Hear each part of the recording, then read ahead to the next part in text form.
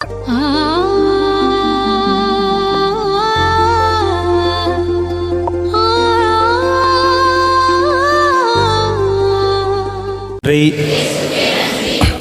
வாழ்க, சூசையே வாழ்க.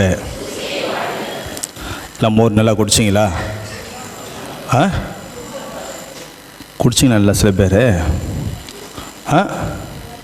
நல்லா தான் போட்டிருந்தார். பரவாயில்லையா? நல்லா தான் இருந்துச்சு. ஓகே, சந்தோஷம். சரி, இன்றைய நாளினுடைய சிந்தனையில் இரண்டாவது சிந்தனையின் தொடர்ச்சியாக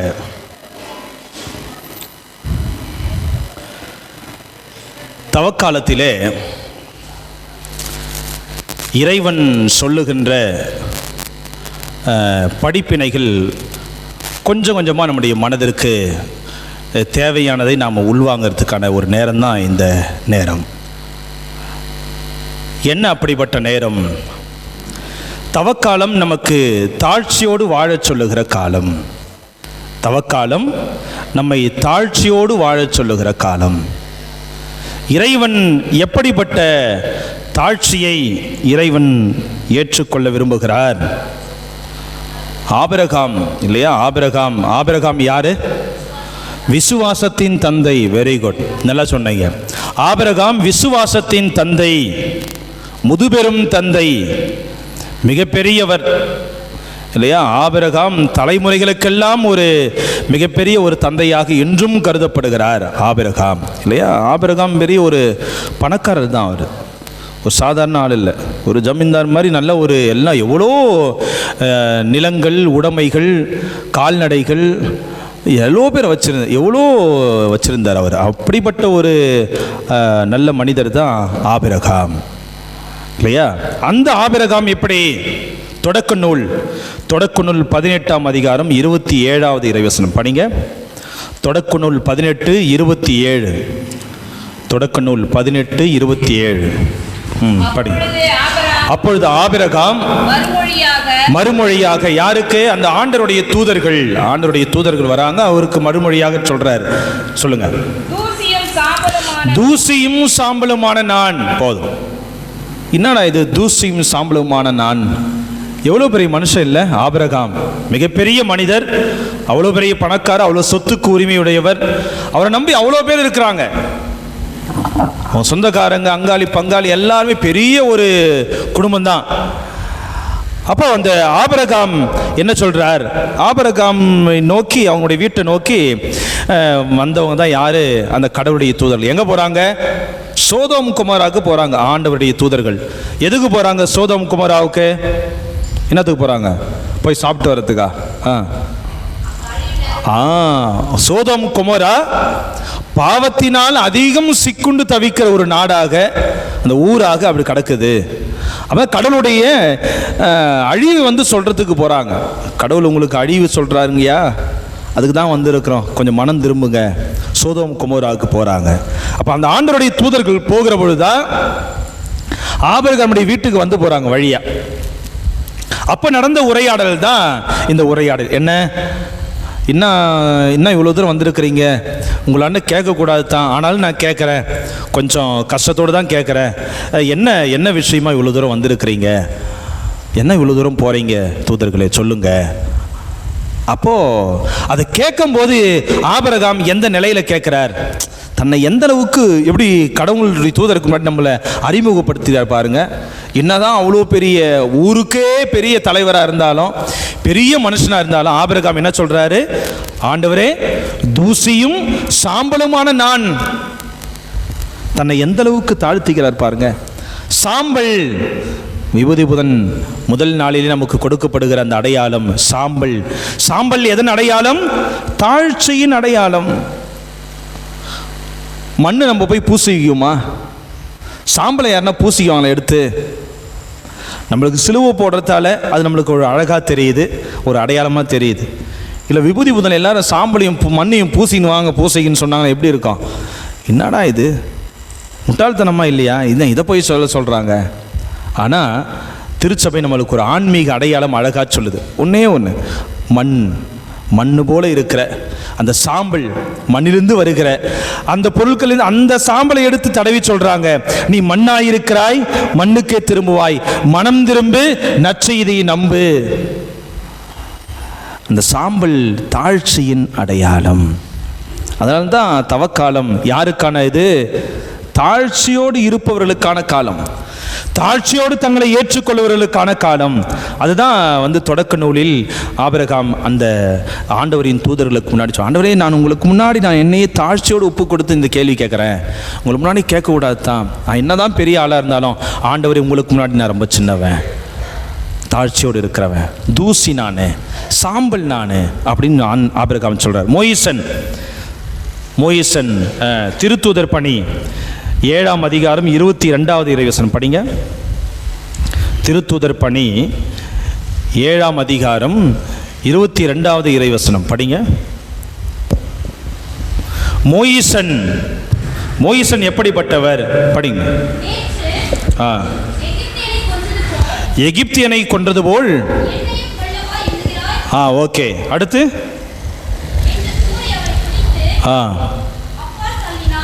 சரி, அடுத்து படிங்க. திருத்தூதர் பணி 7:22 தானே?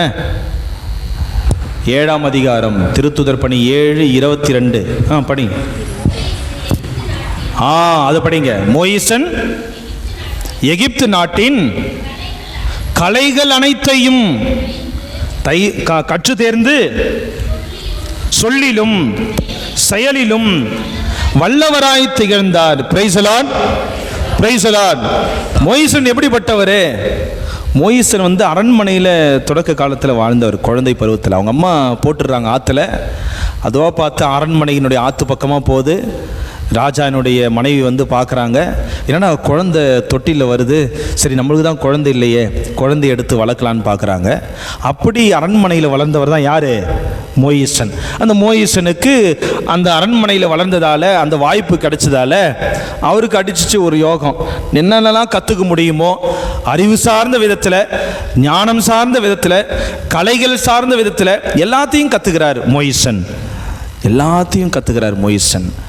ஆனால் அந்த மோயிசன் இவ்வளோ கற்றிருந்தும், இவ்வளவு கற்று தெரிந்தும் மோயிசன் தன்னை ஆண்டவருக்கு முன் எப்படி வைத்திருந்தார், என்ன ஒரு இடத்துல தன்னை வச்சு தாழ்ச்சியோடு இருந்தார். அதை இன்னொன்று சொல்கிறாங்க பாருங்க. எண்ணிக்கை புத்தகம் படிங்க. எண்ணிக்கை புத்தகம் 12ஆம் அதிகாரம் 3வது இறைவசனம் படிங்க. எண்ணிக்கை 12:3 படிங்க. பூவுலகின் அனைத்து மாந்தரிலும் மோசே சாந்தமிகு மனிதராய் இருந்தார். Praise the lord. சாந்தமா இருக்கிறது என்ன? சாந்தமா இருக்குது. ஆண்டவரே திவ்ய இயேசுவை ஆராய்த்து வணங்குகிறோம். இந்த ஆண்டவருடைய இருதயம் எப்படிப்பட்ட இருதயம்? நற்செய்தி அழகா சொல்லும் இல்லையா? மத்தேயு நற்செய்தி 19ஆம் அதிகாரம் அழகா சொல்லும், நானோ மன தாழ்ச்சியும் சாந்தமும் உடையவன். இந்த சாந்தம் குணம் எப்படி வரும்? தாழ்ச்சி இருந்தாதான் அடுத்து இந்த குணம் வரும். மோசே எல்லாமே படித்தவர், எல்லாமே தெரிஞ்சவர், ரொம்ப அறிவு புத்திசாலி, எல்லா விதமான கலைகளும் தெரியும், என்ன விதமான சண்டை வேணாலும் போடுவார், அவ்வளோ தைரியமான ஆள். அதனால தான் மோசே என்ன பண்ணுறார்? வளர்ந்த பிறகு தன்னோடு சேர்ந்து தன் இன இஸ்ராயேலின் அடித்து நொறுக்கப்படுவதை கண்டு உள்ளம் கொதித்து எழுந்து ரத்தம் சூடாகி ஒரே வெட்டுறார், சாவடிச்சிடுறார். அவ்வளோ தைரியமான ஆள், அவ்வளோ எல்லாரையும் அடிச்சுட்டு பிடிச்சிட்டு போர் புரிகிற அளவுக்கு பலசாலி. ஆனால் எல்லாம் இருந்தும் மோயிசன் எப்படி இருந்தான்? சாந்தமுள்ள மனிதனாக இருந்தான், தாழ்ச்சியோடு. அதுதான் இறைவன் விரும்புவது. அடுத்து இன்னொரு மனுஷன் இருக்கிறார். சாமுவேல் 2வது புத்தகம் படிங்க. சாமுவேல் 2வது புத்தகம் 12ஆம் அதிகாரம் 13வது இறைவசனம் படிங்க. சாமுவேல் 2ஆம் புத்தகம் 12ஆம் அதிகாரம் 13வது இறைவசனம் படிங்க. அப்போது தாவீது நாத்தானிடம், நான் ஆண்டவருக்கு எதிராக பாவம் செய்து விட்டேன் என்று சொன்னார். தாவீது எப்படிப்பட்டவர்? இன்னைக்கும் இஸ்ராயேல் யூதர்கள் மத்தியிலே தாவீது அரசர்களுக்கெல்லாம் அரசன் என்று பெயர் பெறுகிறவன். கிங் ஆஃப் கிங்ஸ் யாரு? சாலமோன். இந்த தாவீது இந்த தாவீதினுடைய புகழ் எந்த அளவுக்கு இன்னும் இருக்குது. டேவிட், கிங் டேவிட் அப்படின்னு சொன்னால் எல்லாருக்குமே மிகப்பெரிய ஒரு பெயரும் புகழும் தான். இஸ்ராயேல் மக்களுக்கு, யூத மக்களுக்கு இந்த தாவீது அவ்வளோ பெரிய பெருமையானவன், பெருமைக்கு அடையாளமானவன். அப்பவே இல்லையா, சவுல் அரசனா இருக்கும் போதே தாவீது பெருமையும் பேரையும் பெற்றவன். ஆனால் சவுல் அடிச்சது 5000 பேர் தான், ஆனால் தாவீதோ 10,000 பேரை கொன்றான். அப்போவே அவருக்கு ஃபேமஸான ஆள் தான். மீடியாலாம் ஒன்றும் இல்லைனாலும் தாவீது பயங்கரமான ஃபேமஸ், அவ்வளோ பெரிய ஃபேமஸ். இன்றைக்கி மோடி கூட எப்படி அவருடைய பேர் வந்து நிலச்சி நிற்குது, எல்லாம் மீடியா தான் அவரை பெரிய ஆளாக ஆக்கி காட்டி காட்டி காட்டி காட்டி இன்றைக்கி அதுலேருந்து கீழே இறங்க முடியல. உண்மை அதுதான். அந்தளவுக்கு தூக்கி வச்சுட்டானுங்க முள்ள. அடே, உலகத்தில் உத்தமானவன் இவன் மட்டும்தான்டா, இவனை விட்டா நாடு பொழைக்காதுடா, வளராதுடா, இவன் தான்டா நம்மளுக்கு எல்லாமே. அந்த அளவுக்கு மீடியா எந்த அளவுக்கு புகழ் சேர்த்து காமிக்கணுமோ அந்த அளவுக்கு புகழ் ஆகிடுச்சு. தாவீது அந்த காலத்தில் அவ்வளவு புகழையும் பெருமையும் சேர்ந்தவன். ஆனால் அந்த தாவீது பாவம் செய்த பொழுது அந்த குற்றத்தை தைரியமாய் ஒரு இறைவாக்கினர், யார் அந்த இறைவாக்கினர்? நாத்தான் இறைவாக்கினர் தாவீதுக்கு சொல்றார், எப்படி இந்த பாவத்தை செய்யலாம், யாருன்னு சொல்லுங்க.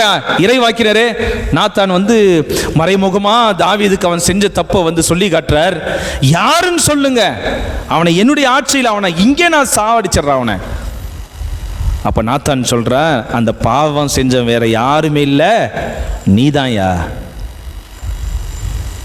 இன்னைக்கு யாருன்னா பேரும் புகழோடும் இருக்கிறவங்கள பார்த்து நம்ம கை காட்டி சொல்ல முடியுமா, நீ பாவம் செய்கிற, நீ தப்பு செய்கிற, அநீதியாக இருக்கிற, அராஜகம் பண்ணுற, தப்பு பண்ணுற சொல்ல முடியுமா? சொல்லலாம். சொன்னால் டீலுக்கு வருவாங்க. டீல் பேசுறது தான் இப்போல்லாம். என் தப்பை நீ சுட்டி காட்டிட்டியா, அப்போ நான் ஒன்று சொல்கிறேன், ஒரு டீலுக்கு வரலாம், வா உட்கார், எல்லாரும் ஒன்று பேசாத, வா வீட்டுக்கு வா, இல்லை தனியாக வா, அங்கே வா, இங்கே வா, உட்காந்து வா, இந்த நான் உனக்கு இவ்வளோ கொடுக்குறேன், கொஞ்சம் வாயை மூடு. இன்னொன்று தெரியுமா, உன்னை பற்றி நான் ஒன்று தெரிஞ்சு வச்சுருக்கேன், நான் சொல்லிட்டா வெளியே, ஐயோ அப்படியா, அது உனக்கு தெரியுமா, அப்போ நானும் உங்கள்கிட்ட செஞ்சிடறேன்ப்பா, அப்போ நான் உனக்கு டீல் கொடுக்குறேன். Okay, very good. அப்போது நான் செய்கிற தப்பு நீ சொல்லாத, நீ செய்கிற தப்ப நானும் சொல்ல மாட்டேன். அதான் இப்போலாம் நடக்கிற அதிகமான டீல், அதுதான் அதிகமான டீலிங், அதுதான். இன்றைக்கு உலகம் முழுதும் அப்படிதான். அப்படி இன்னைக்கு நாத்தான் தாவீடம் சொல்லுகிற பொழுது, தாவீது மிகப்பெரிய அரசன், நாத்தானையும் அடிச்சு சாவடிச்சிருக்கலாம் தாவீது, ஏன்னா அவ்வளோ பெரிய அதிகாரம் அவங்ககிட்ட இருக்குது. அரசன் எப்படி நீ சொல்ல முடியும் பாவின்னு சொல்லிட்டு, பாவம் செஞ்சேன்னு சொல்லிட்டு.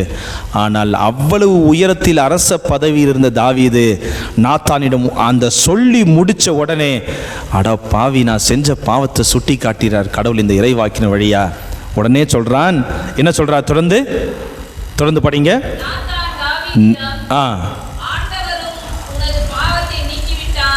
அதுக்கு முன்னாடி இருக்கிறது சொல்லுங்க, அவருடைய குற்றத்தை 13வது இறைவசனம் படிங்க.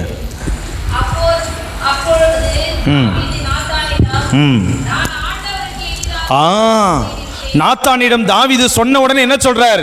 உன் அச்சி சாவடிச்சிருவன்னு சொல்லல, சொல்லி அடுத்த நிமிடமே சொல்றார், நான் ஆண்டவருக்கு எதிராக பாவம் செய்து விட்டேன், மனம் குமரி அழுதார் என்று சொல்லுகிறது. அரசன் போய் அழுவலாமா? இல்லை, அழுதா அவனுடைய இமேஜ் என்ன வருது, அவனுடைய ப்ரெஸ்டீஜ் என்ன வருது? அப்போ அழுகுறான்னா, அந்த தாவீது அழுகுறான்னா என்ன நினைக்கிறான்? உண்மையிலே நான் பாவம் செஞ்சிட்டேன், சுட்டி காட்டிட்டான். பிரியமானவர்களே, இந்த தவக்காலம் அப்படிப்பட்ட காலம்தான். குருக்கள் உங்களுக்காக ஒவ்வொரு அருட்சாதனம் வழங்குவதற்காக வந்திருக்கிறார்கள். எனவே இறை மக்கள் இந்த நல்லதொரு வாய்ப்பை பயன்படுத்தி ஒவ்வொரு அருட்சாதனத்தை பெற்றுக்கொள்ளுமாறு வேண்டுகிறோம். அப்படியே கும்பலாக போயிடாதீங்க, கொஞ்சம் கொஞ்சமாக போய் ஒருத்தராக போயிட்டு பாவம் செஞ்சுட்டு வந்து இந்த தியான இதில் கலந்துக்குங்க. ரைட். தாவீது, நான் ஆண்டவருக்கு எதிராக பாவம் செய்து விட்டேன். 16வது இறைவசனம் படிங்க. 16வது இறைவசனம். தாவீது அந்த குழந்தைக்காக ஆண்டவரிடம் மன்றாடினான், உண்ணான் நோன்பு மேற்கொண்டான், உள்ளே சென்று இரவெல்லாம் தரையில் படுத்து கிடந்தான். போய் கட்டில படுத்துல, தரையில படுத்து கிடந்தான். அடுத்து அது அப்படியே ஒன்றுன்னா அப்படியே சொல்ல தாவீது எப்படியெல்லாம் அவருடைய மனம் திருந்தி அவருடைய கஷ்டத்திலலாம் எப்படி வெளிப்படுத்துகிறார் அவருடைய இதில் இல்லை இன்றைக்கி சொல்லப்படுது வேறு வார்த்தைகள். பிரியமானவர்களே, அவ்வளவு பெரிய தாவீது கடவுளுக்கு முன் தன்னை தாழ்ச்சியோடு ஏற்றுக்கொள்கிறார். அடுத்து லூக்கா நற்செய்தியாளர், லூக்கா நற்செய்தி 7ஆம் அதிகாரம் 38வது இறைவசனம் படிங்க. லூக்கா நற்செய்தி 7ஆம் அதிகாரம் 38வது இறைவசனம் படிங்க. லூக்கா நற்செய்தி இயேசுவுக்கு பின்னால் கால் மாட்டில் வந்து அவர் அழுது கொண்டே நின்றார். இயேசுவுக்கு பின்னால் கால் மாட்டில் வந்து ஒரு பெண் அமர்ந்து கொண்டு அழுது கொண்டே இருக்கிறாள். அடுத்து அவருடைய காலடிகளை அவருடைய காலை தம் கண்ணீரால் நனைத்து தம் கூந்தலால் துடைத்து தொடர்ந்து முத்தமிட்டு கொண்டே இருந்தார். அந்த ஊர்ல ரொம்ப மிகப்பெரிய அழகி மரிய மதலேனாள். ஊரில் மிகப்பெரிய அழகி. பெண்களுக்கு அழகே என்ன அடையாளம் சொல்லுவாங்க? கூந்தல் இல்லையா? உடனே சொன்னீங்க, வெரி குட், உண்மைதான். அந்த காலத்திலலாம் சிஸ்டருங்களாம் ஆகும்போது என்ன பண்ணுவாங்க? மொட்டை அடிச்சிருவாங்க இல்லை? முடிய கீழே எனக்கு எங்கள் பெரியப்பா உங்கள் பிள்ளை அக்கா எனக்கு நான் 7வது படிக்கும்போது 6வது படிக்கும்போது அவங்க சிஸ்டர் ஆனாங்க. அப்போ சிஸ்டர் ஆகும்போது அவங்க நடந்த நிகழ்வுலாம் எங்கள் பங்குலேயே நடத்தினாங்க. எதுக்கு? தேவழைத்தல் உருவாகட்டும் அப்படின்னு சொல்லிட்டு பங்குலேயே அந்த வவுஸ்லாம் கொடுத்தாங்க. அப்போ அவங்க வரும்போது பார்த்தா முடி வெட்டிட்டு இருந்தாங்க. என்னடா இது, அக்கா நல்லா இருந்தாங்க நேற்றுலாம், இன்றைக்கி என்னடா முடி வெட்டுக்கிறாங்க அப்படின்னு நம்ம சின்ன வயசில் நம்மள கேட்குறோம். ஏன் அதை அந்த ஒரு செயல் செய்கிறாங்க? அதுக்கு பின்னாடி மிகப்பெரிய ஆன்மீகம் இருக்குது. ஆண்டவரே, உனக்கு நான் முழுமையாக என்னை நான் அர்ப்பணிக்கிறேன், எல்லா விதத்திலையும், உடல் பொருள் ஆவி அனைத்துமே இனி நான் கடவுளுக்கு தான் சொந்தம். கடவுளுக்கு முன்னாடி நான் ஒன்றுமே இல்லை. என் அழகு, என் மேனி, என் ஞானம், என் அறிவு, என் திறமை எல்லாவற்றையும் நான் கொடுக்குறேன். அதுக்கு அடையாளமாக தான் என் தலையில் இருக்கிற அழகான இந்த அழகின் அடையாளத்தையே நான் உனக்கு கொடுக்குறேன். ஆண்டவரே வெட்டு. ஆண்டவருக்கு முன்னாடி மட்டும்தான் அழகாக இருப்பேன், அடுத்தவனுக்கு நான் அழகாக இருக்கணும்னு அவசியமே இல்லை. இல்லை, மரிய மதலேனாள் அந்த ஊர்லேயே மிகப்பெரிய அழகி. அந்த அழகி எவ்வளவுக்கு எவ்வளவு பாவம் செய்ய முடியும், பாவம் செஞ்சவ. சிமியோன் வீட்டுக்கு இயேசு போகிறார். அந்த வீட்டுக்கு போகும்போது சிமியோனுக்கு பின்னாடியே இந்த மரிய மதலேன் போகிறா. இல்லைன்னா பரிசேயனுடைய வீட்டில் இயேசு போகிறார். எல்லாம் ஊர் மக்கள்லாம் ஒரு மாதிரியாக பேசுகிறாங்க. அதையும் தாண்டி அவருக்கு பின்னாடி இந்த பாவி போகிறா. இந்த பாவி போகிறதையும் பார்த்து அதுவும் அசிங்கமாக பேசுகிறாங்க. பின்னாடி போகிற பாவி அதுவும் இயேசுக்கு பின்னாடியே போகிறா. போய் வீட்டில் அவர் பக்கத்திலே உட்கார்றா. உட்காந்து அழுதுனுங்கிறா. கூந்தலாலில் இயேசுவின் காலை துடைக்கிறார். என் அழகின் அடையாளம் இதுதான். என் பாவத்துக்கு காரணமாக இருந்தது இந்த அழகு தான். இந்த அழகு நான் எப்போ நான் துறந்து போகிறேனோ அப்போ நான் பாவத்தை துறக்கிறேன். எனவே இந்த கூந்தலை வைத்தே ஆண்டவருடைய காலை நான் கழுவுவேன். இதுதானே என் பாவத்துக்கு ரொம்ப காரணமாக இருக்குது. இந்த அழகுனால தானே எனக்கு இப்படிப்பட்ட பாவம் வருது. இந்த அழகையே நான் அசிங்கமாக்குறேன். லௌரா விக்குனா, புனித லௌரா விக்குனா, சலேஷனில் படிச்சுருந்தா தெரியும். இந்த லௌரா விக்குனா அந்த இடத்துல அவங்க அந்த கிராமத்தில் அப்படியும் அவ்வளோ அழகான ஒரு இளம் பெண். இந்த லௌரா விக்குனா மீது பல பேர் ரொம்ப ஆசை கொண்டு அன்பு கொண்டு எவ்வளோ பேர் அவர் திருமணம் செஞ்சு சொல்லி டார்ச்சர் பண்ணுறாங்க. ஆனால் மரிய மதலே அந்த லௌரா விக்குனா எழுந்து சென்று ஒரு குறிப்பிட்ட கட்டத்திலே தன்னுடைய முகத்தை எல்லாம் கிழித்து கொள்கிறார். இந்த முகம் தானடா உங்களுக்கு அழகாக இருக்கத்தெல்லாம் என்ன இப்படி பண்ணுறீங்க? நான் ஆண்டவருக்கு மட்டும்தான் உரியவள். தன் முகத்தை கீறிக்கொள்கிறார். அதுதான் அப்போ வாழ்ந்த புனிதர்களுடைய வாழ்க்கையெல்லாம் என்ன, அதுதான். பாடகர் குழு இல்லை திருப்பாடலை பாடியே ஆண்டவருக்கு புகழை சேர்ந்த ஒரு புனிதர் யார்? செசிலி அம்மா இல்லை, அவங்களும் அப்படிப்பட்டவங்க தான். அவளை திருமணம் செய்து கொண்டு அவங்களுடைய குடும்பத்தில் அவ்வளவு டார்ச்சர், அவங்க உறவினர்கள். ஆனால் இறுதியில் கடவுளுக்கு மட்டும்தான் என்று சொன்னதில்லை. தன்னை குத்தி ஒருத்தன் கிழிக்கிறான். 13 முறை குத்துறாங்க அந்த அம்மாவை. எத்தனை முறை? 13 முறை. 13 முறையும் இந்த செசிலி அம்மாள் கடவுளுடைய திருப்பாடலை பாடிக்கொண்டே செத்து போகிறார். அவருடைய இதயம் இயேசுவின் திருப்பாடலை கடவுளுடைய திருப்பாடலை பாடிக்கொண்டே செத்தது, இயேசுவை புகழ்ந்து கொண்டே செத்து போனது அப்படின்னு சொல்றாங்க. அதுதான் ஆண்டவருக்கு முன்னாடி தங்களை தாழ்ச்சியோடு ஒப்புக்கொள்கிறவருடைய மனநிலை. அதுதான். லூக்கா நற்செய்தி 18ஆம் அதிகாரம் 13வது இறைவசனம் படிங்க. லூக்கா நற்செய்தி 18:13. ஆனால் வரி தண்டுபவனோ தொலையில் நின்று கொண்டு வானத்தை அண்ணாந்து பார்க்க கூட துணியாமல், அடுத்து தன் மார்பில் அடித்துக்கொண்டு கடவுளே பாவியாகி என் மீது இறங்கியருளும் என்றான். அதுதான் அந்த வரி தண்டுபவன் ஜெபித்த ஜெபம். உள்ள போன பரிசையன் எப்படி ஜெபம் பண்ணா, வெளியே நின்ன வரி தண்டுபவன் எப்படி ஜெபம் பண்ணா, எவ்வளோ அழகா பாருங்க. பரிசையனை விட பணக்காரன் யாரு? வரி தண்டுபவன் தான். பரிசையன் என்ன, அந்த ஊர்ல அந்த வீட்டில் அந்த பங்குல அந்த தொழுகை கூடத்துல அவன் பெரிய ஆளா இருந்திருக்கான், அவ்வளவுதான். ஆனால் வரி தண்டுபவன் மிகப்பெரிய பணக்காரன், அவ்வளோ காசு வச்சிருந்தவன். ஆனால் அந்த வரி தண்டுபவன் என்ன பண்றான்? ஆண்டவரே, உன்னை பார்த்து அண்ணாந்து பார்க்க கூட எனக்கு தகுதி இல்லை ஆண்டவரே. வெட்கமோடு கீழே குனிகிறான். அதையும் தாண்டி என்ன, ஆண்டவரே என் மேல் இரக்கமாயினும் மார்பில் அடித்து அடித்து அடித்து ஜெபம் பண்றான்.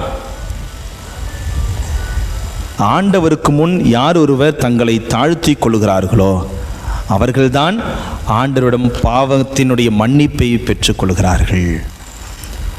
லூக்கா நற்செய்தி 5ஆம் அதிகாரம் 8வது இறைவசனம் படிங்க. லூக்கா நற்செய்தி 5ஆம் அதிகாரம் 8வது இறைவசனம். இதை கண்ட சீமோன் பேதுரு இயேசுவின் கால்களில் விழுந்து, ஆண்டவரே நான் பாவி, என்னை விட்டு போய்விடும் என்றார். Price the lord, praise the Lord. என்ன அந்த இடத்துல நடக்குது? இயேசு அவருடைய சீடர்களும் என்ன பண்றாங்க? ஒரு படகுல போறாங்க. மத்தேயு நற்செய்தி இந்த நாசரேத்து இயேசு படம் எத்தனை பேர் பார்த்துருக்கிறீங்க சொல்லுங்க, கை தூங்க. நான் கூட பார்த்துருக்கேன். நாசரேத்து இயேசு யாரும் பார்க்கலையா? போய் பாருங்கள், யூடியூப்லாம் எல்லாமே இருக்குது. எல்லாம் பசங்கள்லாம் சின்ன வயசில் நாங்கள் போர்டிங்கில் படிக்கும்போது அந்த படம் தான் போடுவாங்க. சனி ஞாயிறுலாம் புது படம்லாம் ஒன்றும் இல்லை. எல்லாம் படம் பார்க்குறதே ஜாலியிலே படம் பார்க்குறேன் எல்லாம் உள்ளே போய் நீ உட்காந்த உடனே என்ன போடுவாங்க? தந்தாரேன் அப்படின்னு வந்து நிற்கும். என்னடா வந்து பார்த்தா நாசரேத்து இயேசு. எல்லாம் என்னடா டே இந்த படத்தை என்னடா பார்க்குறது, டே சிஸ்டர் இதாடா கூப்பிட்டாங்க, டே இதாடா பிரதர் கூப்பிட்டாரு, இப்படி நாசரேத்து இயேசு. அப்படியே வாரம் கொஞ்சம் கொஞ்சமாக அந்த படம் போடுவாங்க. அப்போது அதில் ஒரு சீன் அழகாக அந்த டைரக்டர் எடுத்திருப்பார். என்ன, இயேசு உட்காந்து போதிச்சுன்னு இருப்பார். போதிச்சிருக்கும்போது திடீர்னு ஒரு கூரையை பிரித்து ஒருத்தனை இறக்குவாங்க. யார்? முடக்குவாதம் உற்றவன். அவனை இறக்குறாங்க. அவனை இறங்கின ஒரு பாடம் அந்த டைலாக்லாம் போது இயேசு அவங்களை குணப்படுத்துகிறார். குணப்படுத்தினே இருக்கும்போது இயேசுடைய போதனை எல்லாம் கேட்டுங்கிறாங்க. சீடர்கள் எல்லாம் கேட்டுன்னு இருப்பாங்க. யாருடைய வீட்டுக்கு முன்னாடி இது நடக்குது? ராயப்பருடைய வீட்டுக்கு முன்னாடி நடக்கிற மாதிரி அந்த சீனை கிரியேட் பண்ணியிருப்பாங்க. உடனே அந்த வாசப்படிலேருந்து ஒருத்தர் வந்து அப்படி வாசப்பில் காலை வச்சு அப்படியே கதவுக்கு முன்னாடியே ரெண்டுடைய அந்த தூளத்தை பிடிச்சிக்கின்னு ஒருத்தர் எட்டி பார்ப்பார். எட்டி பார்த்த உடனே, போதகரே நல்லா பேசுகிறீங்க, எங்கள் வீட்டுக்கு நீங்கள் வரீங்களா அப்படின்னு ஒருத்தர் கேட்பார். உடனே இயேசு, நான் வரேன் உங்கள் வீட்டுக்கு அப்படின்னுவார். உடனே அங்கே இருக்கிறவங்கலாம், ஆண்டவரே அவர் யாருன்னு தெரியுமா? யார், உங்கள் பேர் என்ன? என் பேர் ஆண்டவரே, என் பேர் மத்தேயு போதகரே அப்படின்னு சொல்லுவான். உடனே ராயப்ப நான் சொல்லுவார், மத்தேயு இல்லை மடையன்னு கூட அவனை சொல்லலாம் அப்படின்னு சொல்லுவார். ஏன்னா மத்தேயுக்கும் ராயப்பருக்கும் சண்டை. என்ன சண்டை? மத்தேயு வரி வசூலிக்கிறவன், ராயப்ப என்ன வேலை செய்கிறார்? மீன் பிடிக்கிறார். மீன் பிடிச்சி அந்த கடற்கரை பக்கத்தில் இருக்கிற முதல்ல போய் அந்த ஆஃபீஸில் போய் வரி கட்டணும். எவ்வளோ மீன் பிடிக்கிறியோ அந்த மீன் பிடிப்பதில் எவ்வளோ மீன் பிடிச்சோ அதுக்குண்டான வரி போய் ரோமை அரசுக்கு முதல்ல கட்டு. அப்புறம் வந்து இங்கே இருக்கிற ஊரில் இருக்கிற நாட்டாமைக்கு கட்டு. அப்புறம் ஓகே எடுத்துன்னு போ. அப்போது எவ்வளோ கஷ்டப்பட்டு மீனை பிடிச்சின்னு வந்து எல்லாத்தையும் போய் வரியில் இன்றைக்கி எப்படி இந்திய நாட்டு டேக்ஸில் எவன் அமெரிக்காவே சொல்லி காரி துப்பிட்டான். வரி அதிகமாக வாங்குகிற நாட்டில் முதல் நாடு என்னடானா இந்தியா தான். இவ்வளோ வரி வாங்குறீங்களாடா, எங்கள் நாட்டை விட இல்லைடா, அமெரிக்காவை விட நீங்கள் பணக்காரா? அமெரிக்காவில் இருக்கிறவங்கள விட நம்மலாம் பணக்காரங்களா சொல்லுங்க பார்க்கலாம். நம்ம மூஞ்சை பார்த்தா அப்படியே தெரியுது, ஒன்றும் இல்லை. ஆனால் இன்றைக்கி எவ்வளோ வரி தெரியுமா? இதுக்கு வரி, அதுக்கு வரி, இதுக்கு வரி, எவ்வளோ வரி. இன்னைக்கு இப்போ வரி விற்கிறாங்க, இன்னைக்கு பார்த்து திடீர்னு பார்த்து அந்த வரி விற்கிற யார் நிதி அமைச்சர் திடீர்னு நம்மளுக்கு அண்ணா வராங்கன்னு சொன்ன நம்மளாம் அப்படியே அழகாக அவங்கள போய் அப்படியே அரவணைச்சிக்குமா நம்ம. இந்த வந்துட்டா பாரு எல்லா வீட்டு தாலி அறகிறவ தான், எல்லாருடைய வயிற்றுச்சு இவன் மேலே தான் இருக்குது, எப்படி தான் இருக்கிறாளோ அப்படின்னு நம்ம சொல்லுவோம் இல்லையா. அதுபோல தான் மத்தேயு பார்த்து ராயப்பர் வந்து திட்டுறார், இவனால தான் எல்லாமே, நான் இவ்வளோ கஷ்டப்பட்டு ஏரியில் போய் மீன் பிடிச்சிட்டு வரேன், வரி அதிகமாக வாங்குறான், எனவே மடையன் ஆண்டவரே, இவனை மடையன்னு கூட சொல்லலாம், நான் இல்லை நான் வீட்டுக்கு வரேன் அப்படின்னு சொல்லிட்டு தான் இயேசு மத்தேயு வீட்டுக்கு உள்ளே போவார். அப்போ வீட்டுக்குள்ளே போகும்போது எல்லாரும் போவாங்க, கூட்டமாக வந்து சொல்லுவாங்க, ஆண்டவரே அவன் வீட்டுக்கெல்லாம் போகாதீங்க, அவன் பாவி, அவன் வரி தண்டு போவேன், நீங்கள் போய் அந்த வீட்டுக்கு போகலாமா, போகக்கூடாது ஆண்டவரே. ஆண்டவர் போவார். போயின பிற்பாடு வீட்டுக்குள்ளே அவர் பாட்டு எல்லாரும் வெளியே நிற்பாங்க, இவர் பாட்டு நேரம் உள்ளே போயினே இருப்பார். இயேசு அழகாக அந்த படம் எடுத்திருப்பாங்க. இயேசு எல்லாம் உள்ளே போன உடனே மத்தேயுக்கு ரொம்ப ஆச்சரியம், என் வீட்டில் இயேசு வந்துட்டாரே, போதகர் வந்துட்டாரே. உடனே எல்லாருக்கும் கூப்பிட்டாங்க, வீட்டில் எல்லாம் கூப்பிட்டு எல்லாம் விருந்து எல்லாம் ரெடி பண்ண, எல்லாம் உட்காருங்க ஆண்டவர் எல்லாரும் ஒன்றும். ஆனால் சீடர்கள் மட்டும் யாரும் வெளியே வரவே மாட்டாங்க. ஏன்? ராயப்பர் உள்ளே போனால் தான் நம்மளாம் வெளியே வரணும். ஏன்? ராயப்பர் தான் பெரியவர் இல்லையா, மற்ற சீடர்கள்லாம் வெளியே இருப்பாங்க. ராயப்பர் என்ன பண்ணுவார், எப்படி மத்தேயு ராயப்பருடைய வீட்டினுடைய வாசல்லே நின்று பார்த்துருந்த மாதிரி, அதே மாதிரி சீமோன் ராயப்பர் தலையை மட்டும் உள்ளே விட்டுக்கின்னு உடம்பெல்லாம் வெளியே வச்சுக்கின்னு இவன் வீட்டுக்கு போகக்கூடாது அப்படின்னா தான் இயேசு சொல்கிறான்னு பார்க்கலாம். இவன் வேறு குருவாயிட்டார் வேற. அந்த இடத்துல தான் இன்றைய நற்செய்தியை ஊதாரி மைந்தன் ஊமையை இயேசு சொல்கிற மாதிரி அந்த படம் எடுத்திருப்பாங்க. அப்போ எப்படி தெரியுங்களா, ஊதாரி மைந்தன் போகிறான் வரான், திரும்ப வந்தோடனே கடவுள் அந்த தந்தை போய் அவனை அரவணைச்சு கட்டி தழுவி, திரும்ப என் தம்பி என் பையன் வந்துட்டான், செத்து போயிருந்தான், இறந்து போயிருந்தான், உயிர் தெழுந்து விட்டான், காணாமல் போயிருந்தான், கிடைத்து விட்டான் அப்படின்னு சொல்லிட்டு அப்படியே அவனை பையனை பார்த்து புகழ்ந்து விருந்து கொண்டாட பார்ப்பார். அப்போ மூத்தவன் வருவான். மூத்தவன் வந்து, என்ன இப்படி பண்ற நீ, நியாயமா, நீலாம் ஒரு அப்பனா, சொத்தெல்லாம் எடுத்துன்னு போன அவனை போய் இப்படி வர வைக்கிற, உங்கூட இருந்த என்னை வந்து ஒன்றுமே கண்டுக்கலையே அப்படின்னு சொல்லுவான் இல்லையா. அந்த மூத்தவன் வந்து இவன் தம்பி வந்ததுக்கு பொறாமையாக கோமா பேசுகிறான் பார்த்தீங்களா. அந்த டயலாக் வரும்போது உடனே அந்த மூத்தவன் சொல்லும் போது ராயப்புரம் மூஞ்சியை காமிப்பாங்க. ஏன் ராயப்புரம் மூஞ்சியை காமிப்பார்னா, அந்த இளையவன் மூலம் இந்த பாவி எப்படி வந்து இயேசு ஏற்றுக்கினாரோ, இந்த பாவி ஏற்றுக்கினது எப்படி யாரெல்லாம் விரும்பலையோ அதில் விரும்பாத ஆளில் ராயப்புரம் ஒருத்தர். எப்படி தம்பி வந்ததை வந்து அப்பா ஏற்றுக்கின விரும்பாத ஒரு அண்ணன் இருந்தா இல்லையா, அதுபோல் அந்த அண்ணனை பற்றி சொல்லும் போது ராயப்பருடைய மூஞ்சியை காட்டுவாங்க. ராயப்பர் அப்படியே ஒரு மாதிரியாக பார்ப்பார். அந்த ஓமையை சொல்லி முடிக்கும்போது ராயப்பர் தலை, அப்புறம் கை, உடம்பு, இடுப்புன்னு சொல்லிட்டு அம்மா முதல் காலை எடுத்து மத்தேயுனுடைய வீட்டுக்குள்ளே வைப்பார். மத்தேயுனுடைய வீட்டுக்குள்ள ராயப்பர் முதல் காலை வச்ச உடனே ஒரு சீடர்களாக உள்ளே வைப்பாங்க, இயேசுவோட உள்ளே போய் நிற்பாங்க எல்லாருமே. அப்படி அந்த கதை எடுத்திருப்பார். எதுக்கு இதை சொல்லுவார், ராயப்பர் எப்படிப்பட்டவர்னா, அந்த இடத்துல மீன் பிடிச்சவங்கள பயங்கரமான கில்லாடி, அந்த தொழில் அவ்வளவு சாமர்த்தியமான ஆள். அன்னைக்கெல்லாம் மீன் பிடிச்சி ஒன்றுமே இல்லாமல் விரக்தியில் இருக்கிறவர்.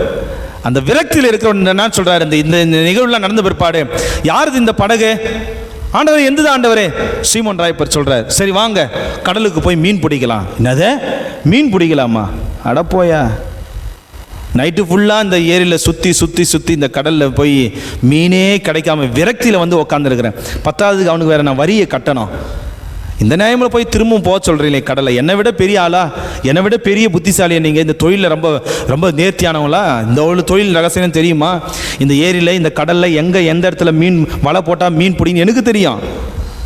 ஆனால் இயேசு சொல்லுவார், என் பேச்சை நம்பு, வா போகலாம், சொல்கிற இடத்துல வலையை போடுன்னுவார், சொல்கிற இடத்துல வலையை போடு. எப்படி திமிரா போடுவார் ராயப்பர், அடப்போ எனக்கு தெரியாதா, ஆனாலும் உன் பேச்சை மீறி நான் போடுறேன், ஒன்றுமே வராமல் கையில் மூஞ்சில் கறி பூசிக்கின்ற மாதிரி அவர் சொல்கிற மாதிரி போடுவார்.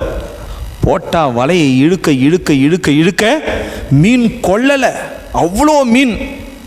அந்த படகு நிரம்பி இன்னொரு படகு நிரம்புற அளவுக்கு மீன். எல்லாரும் மீனை போய் பிடிச்சி இழுக்கிறாங்க. ஏன் 2-3 நாளாக மீன் இல்லை, உங்களுக்கு ரொம்ப விரக்தியில் இருக்கிறாங்க. அப்போ இயேசு சொன்ன இடத்துல போட்ட மீன் அவ்வளோ வருது. அதை பார்த்து எல்லா சீடர்களுமே அவருக்கு உதவி செய்கிறாங்க. அவ்வளோ மீன் வந்ததுமே அவங்களுக்கு எல்லாருக்கும் ஆச்சரியம். எல்லார் கண்களும் மீன்களில் இருக்கிறது, ராயப்பருடைய கண்கள் மட்டும் இயேசுவின் பாதத்தை நோக்கி பார்க்கிறது. Price the lord, praise the Lord. அடா, இவ்வளோ பெரிய மனுஷனா இவரு, இயேசுடைய பாதத்தில் போய் கீழே விழுறாரு. எல்லாரும் மீனை பிடிச்சி இழுக்கிறாங்க. இவர் பெரிய மேஸ்திரி மாதிரி, இவருக்கு உண்மையிலே சந்தோஷம் தானே, எவ்வளோ லாபம் இல்லையா? ஆனால் ராயப்பர் லாபத்தை போய் பார்க்கல. தன்னுடைய நிலையை உணர்ந்து இயேசுடைய காலடியில் விழுந்து, ஆண்டவரே பாவி என்னை மன்னியும், என்னை விட்டு நீ தூரம் போயிடு ஆண்டவரே, உன் பக்கத்தில் நிற்கிறதுக்கு எனக்கு தகுதி இல்லை, என்னை விட்டு தூரப்போம், இல்லை இனி முதல் நீ மனிதனை பிடிப்பவனாய் மாறுவாய் என்று சொல்கிறார். Praise Lord, praise Lord. ஆண்டவருக்கு முன் பேதுரு தன்னை தாழ்த்தி கொண்ட ஒரு பாவி. ஆண்டவர் அதுதான் விரும்புகிறார் இன்னைக்கு. மத்தேயு நற்செய்தி 26ஆம் அதிகாரம் 75வது இறைவசனம் படிங்க.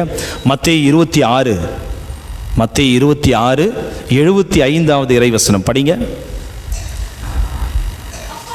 அப்பொழுது சேவல் கூவும் முன் நீ என்னை மும்முறை மறுதலிப்பாய் என்று இயேசு கூறியதை பேதுரு நினைவு கூர்ந்து வெளியே சென்று மனம் நொந்து அழுதார். நற்செய்தியில் எந்த சீடர்களும் அழுததை பதிக்கவே செய்யலை இல்லை. 12 சீடர்கள் இருந்தாங்க இல்லையா? எதனா ஒரு சீடர்கள் அழுதாங்க அப்படின்னு சொல்லிட்டு எங்கன்னா சொல்லியிருக்கிறாங்க நற்செய்தியில்? இல்லை. எந்த ஒரு சீடரை ஆண்டவர் முன்னாடி படுத்தினாரு, இனி நீ தான் இவங்களுக்கு எல்லாருக்கும் தலைவர், உன்மீது தான் அந்த பாறையின் மீது தான் இந்த விண்ணரசை கட்டுவேன் என்று சொன்னார், திருச்சபையை கட்டுவேன் சொன்னார் இல்லையா? அவ்வளோ பெரிய மனுஷன் பேதுரு. இயேசுவும் பேதுரும் அழுததாக மட்டும்தான் நற்செய்தியில் இருக்குது. 2 பேருமே பெரியவங்க இல்லை. பேதுரு உண்மையிலே எல்லா சீடர்களுடைய பெரிய வயதிலும் சரி, அவருடைய அனுபவத்திலும் சரி. ஆனால் அந்த பேதுரு நான் பாவம் செய்து விட்டேன், இயேசுவை மறுதலித்து விட்டேன் என்று சொல்லி வெளியே சென்று மனம் நொந்து அழுகிறார். அப்போதான் ஆண்டவருக்கு அவர் மேலே அதிகமான பாசமாகி அதை உயிர் தெழுந்த பிற்பாடு அதை வெளிப்படுத்துவார். திருச்சபை அவரிடம் மீண்டும் ஒப்படைப்பார். அதுதான் ஆண்டவருக்கு முன் யார் உங்களை தாழ்த்தி கொள்கிறார்களோ கண்டிப்பாக ஆண்டவர் அவர்களை உயர்த்துவார். அதே பேதுரு தான் தன்னுடைய திருமுகத்தில் சொல்லுவார், 4ஆம் அதிகாரம் 5வது இறைவசனம் சொல்லுவார், ஆண்டவருக்கு முன் உங்களை தாழ்த்தி கொள்ளுங்கள், அவர் தக்க காலங்களில் உங்களை உயர்த்தி நிறுத்துவார். Praise Lord, praise Lord. ஆண்டவருக்கு முன்னாடி நம்ம தாழ்த்திக்கணும். அந்த தாழ்ச்சி இருந்தாதான் நம்மளுக்கு எல்லாமே நடக்கும். திருத்தூதர் பணி 9ஆம் அதிகாரம் 5வது இறைவசனம் படிங்க. திருத்தூதர் பணி 9ஆம் அதிகாரம் 5வது இறைவசனம் படிங்க. திருத்தூதர் பணி 9:5. அதற்கு அவர், ஆண்டவரே நீர் யார் என்று கேட்டார். யார் அது? பவுலடியார். பவுலடியார் யார்? என்ன விஷயமா போறாரு? சாவடிக்கிறதுக்கு போறார். எல்லாரையும் அரெஸ்ட் பண்ணி இட்டுன்னு வரதுக்காக போறார். யார் அவங்க? கிறிஸ்தவங்களை. யாரெல்லாம் இயேசு என்கிற மனிதன் உயிர்த்தெழுதலை நம்பி புதிய ஒரு மறையை தழுவுகிறார்களோ அவர்கள் எல்லோரையும் அரெஸ்ட் பண்ணி இட்டுன்னு வா, சாவடி அப்படின்னு அந்த கவர்மெண்ட் ஆர்டரை எடுத்துன்னு போறார் பவுலடியார். அப்பதான் தடுத்து ஆட்கொண்டு தொமாலு கீழே விழுறார். பவுலடியார் பயணம் செய்யாத குதிரையா? அவர் பார்க்காத பாலைவனமா வழியா? அப்படி குதிரை ஓட்டுறவர், அவ்வளவு திறமைசாலி, அவ்வளவு பலசாலி, அறிவு, ஒரு படை தலைவனாயிருந்தவர். ஆனால் அவரு போகிற வேகத்தில் தொமால்னு கீழே விழுறாரு. பவுலடியார் அந்த ஒரு கணத்தை நினைத்து பார்க்கிறார், என்ன வீழ்த்தியது யார், என்ன கீழே தள்ளுறது யார்? அப்போ என்னை விட அதிகமான ஒரு சக்தி இருக்குது. ஆண்டவரே நீர் யார்? அப்போதான் இயேசு அவருக்கு பதில் சொல்றார். தொடர்ந்து படிங்க. நீ துன்புறுத்தும் இயேசு நானே. எப்போ பவுலடியார் குதிரையிலிருந்து விழுந்தாரோ அப்பொழுதே அவருடைய ஆணவத்திலிருந்து கீழே விழுந்தார், அவருடைய திமிரிலிருந்து கீழே விழுந்தார், அவருடைய கொள்கையிலிருந்து கீழே விழுந்தார். கீழே விழுந்ததால தான் இன்னைக்கு திருச்சபையே தூக்கி பிடிக்கிற தூணாக நிற்கிறார். இன்னொரு தூணாக 2 பேர், பேதுரு, பவுலடியார். திருச்சபையை தாங்கி பிடிக்கிற 2 தூண்கள்னு சொல்லுவாங்க. அப்படிப்பட்ட ஒரு நிலையில் பவுலடியார் போனார்னா எப்படி? அவருடைய நிலைமை பற்றி அவரே சொல்றார் இல்லையா? கொரிந்தியருக்கு எழுதிய முதல் திருமுகம் எடுங்க. கொரிந்தியருக்கு எழுதிய முதல் திருமுகம் 15ஆம் அதிகாரம் 8 முதல் 10. கொரிந்தியருக்கு எழுதிய முதல் திருமுகம் 15ஆம் அதிகாரம் 8வது இறைவசனம் படிங்க. எல்லாருக்கும் கடைசியானவன் நான் தான், இந்த திருத்தூதர்களிடையே கடையவன் நான் தான். அடுத்து, காலம் தப்பி பிறந்த குழந்தை போனவன் நான். அடுத்த வசனம், நான் மிகவும் கடைசியானவன். திருத்தூதரில் அடுத்து, திருத்தூதர் என அழைக்கப்பட தகுதியற்றவன். அந்த அளவுக்கு தன்னுடைய நிலையை எடுத்து எடுத்து சொல்லி சொல்லி தன் தாழ்ச்சியை ஒப்புக்கொள்கிறார். யாரு? பவுலடியார். இறைவன் இன்றைய நாளில் நமக்கு சொல்வதுதான், தாழ்ச்சியோடு நம்மை நாம் ஆண்டவருக்கு முன் தாழ்த்தி கொண்டால் இறைவன் நம் எல்லோரையும் ஏற்றுக்கொள்வார். இறைவனுக்கு விரும்பியது மனம் உடைந்த தாழ்வுற்று நொறுங்கிய உள்ளத்தை தான் ஆண்டவர் விரும்புகிறார். திருப்பாடல் 50வது திருப்பாடல் எடுங்க. திருப்பாடல் 50. அந்த திருப்பாடல் 50ல் தாவீது அழகா சொல்றார், ஆண்டவர் விரும்புவது என்ன. திருப்பாடல் 51, திருப்பாடல் 51ல் கடவுளே எனக்கு இறங்கும் அளவற்ற அது படிச்சு, கடவுளே நொறுங்கிய உள்ளத்தை நீர் அவமதிப்பதில்லை. நொறுங்கிய உள்ளத்தை அவமதிப்பில்லை. தாழ்வுற்று நொறுங்கிய உள்ளத்தை இறைவன் அவமதிப்பது இல்லை. இறைவனுக்கு முன்னாடி போனா நமக்கு அதுதான். 51:17 இறைவசனம் படிங்க. 51:17 படிங்க. கடவுளுக்கு ஏற்ற பலி நொறுங்கிய நெஞ்சமே. கடவுளே நொறுங்கிய குற்றம் உணர்ந்த உள்ளத்தை நீர் அவமதிப்பது இல்லை. Price the lord, praise the Lord. இன்றைக்கு நாளில் இந்த ஒரு நாள் தியானம் நமக்கு அதை தான் நமக்கு சொல்லுகிறது. கடவுளுக்கு முன் நம்மை நாம் தாழ்த்தி கொள்ளணும். தாழ்ச்சி இருந்தாதான் நம்ம அடுத்தது ஒன்று செய்வோம். என்ன செய்வோம்? போய் பாவ செய்யத்தனம் செய்வோம். தாழ்ச்சி இல்லைன்னா நம்ம பாவ செய்யத்தனம் செய்ய மாட்டோம். பாவ செய்யறதுல ஒவ்வொரு நிலைகள் இருக்குது இல்லையா, வழிமுறைகள். அந்த வழிமுறைகளில் முதல்ல நம்ம அதில் முதன்மையான வழிமுறைகள் ஒன்று என்னது? நாம் பாவி என்பதை நாம் உணரணும், ஒத்துக்கணும் முதல்ல இல்லையா. பாவம் என்பதை நாம் ஒத்துக்கினாதான் நம்ம பாவ செய்யணும் போனோம் இல்லையா. பாவமே நான் செய்யலன்னு சொல்லிட்டு இருந்தா யாருன்னா பாவ செஞ்சு போவாங்களா? போகவே முடியாது. அதனால தான் இன்னைக்கு இதை சொல்றேன் நான். கடவுளுக்கு முன் நம்மை தாழ்ச்சியோடு ஒப்பு கொடுத்தால்தான் இறைவன் நம் பாவங்களை மன்னிப்பார்.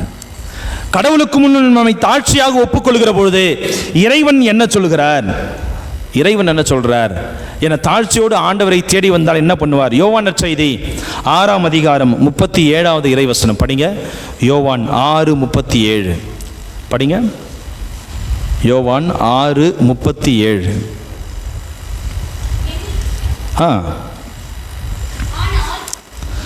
யோவான் நற்செய்தி 6:37. தந்தை என்னிடம் ஒப்படைத்த அனைவரும் என்னிடம் வந்து சேருவர். அப்புறம் என்னிடம் வருபவரை நான் புறம்பே தள்ளுவதில்லை. Praise the lord, praise the lord. சாமியாரின்லாம் நீ பாவ செய்ய வந்திருக்கிறாங்க, கேட்க வந்திருக்கிறாங்க. வரும்போது தடி இங்கிடியுமா வந்தாங்க. வாங்க எல்லாம். எத்தனை பாவம்? 5. நீர் ஏஞ்சிங்கள தொம் தொம் தொம் தொம் எல்லாம் அடி. நீ எத்தனை பாவம் செஞ்ச? 15. ஐயோ அடி போடு போல. எல்லாம் பாவத்தை பார்த்து இன்னும் சாமியார் பாவத்துக்கு ஏற்ற மாதிரி அடிக்கிறாரான்னு சொல்லிட்டு ஏன் எத்தனை பாவம்? நான் 2 தான் சாமி. என்ன ஏன் குறைச்சிட்ட? அடியே தாங்க முடியல சாமி. நம்ம அப்படியே நம்மளுடைய பாவ செய்யத்தின நிலைலாம் இருக்குது இல்லை? இல்லை இல்லை. பாவ செய்யத்தின ஒவ்வொரு அருட்சாதனம் மிக உயர்ந்த ஒரு அருட்சாதனம், மிக உயர்ந்த ஒரு அருட்சாதனம். பல திருவருட்சாதனை நாம் அடிக்கடி பெற்றுக்கொள்ள முடியாது. சில திருவருட்சாதனை தான் நம்ம அடிக்கடி பெற்றுக்கொள்ளலாம், எத்தனை முறை வேணாலும் வாங்கிக்கலாம். அதில் ஒன்று இந்த ஒப்புரு அருட்சாதனம். இன்னொன்று என்னது? நோயில் பூசுதல் இல்லையா? நோயில் பூசுதல். ஆனால் நம்ம என்ன பண்ணோம்? லாஸ்ட்டில் இழுத்துன்னு இருக்கும்போது கொடுத்துக்கலாம்.